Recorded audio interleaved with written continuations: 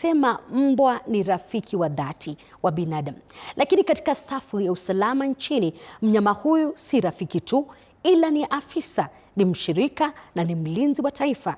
Je, umewahi kujiuliza ni nini hufanya katika kitengo cha polisi cha K9? Leo tunaelekea katika chimbuko la mafunzo haya pamoja na kunusanusa na utii ndio amri ya siku. Mwanahabari wetu Munene John ana uketo wa taarifa hii. Wanajulikana kama silaha ya siri ya usalama wa taifa. Katika ulimwengu wa ujasusi na ulinzi, pua ya mbwa wa polisi ni mizani tosha inayoweza kutofautisha kati ya usalama na hatari kwa sekunde chache. Hawa si wanyama tu, bali ni walinzi shupavu ambao utaalamu wao wa kunusa vitu vilivyofichwa unaziba mianya ambayo binadamu na mashine hushindwa kufikia.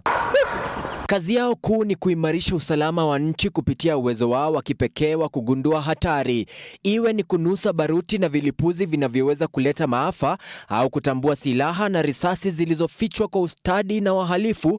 Mbwa hawa ni muhimu katika kuzuia ugaidi na uhalifu wa kupangwa.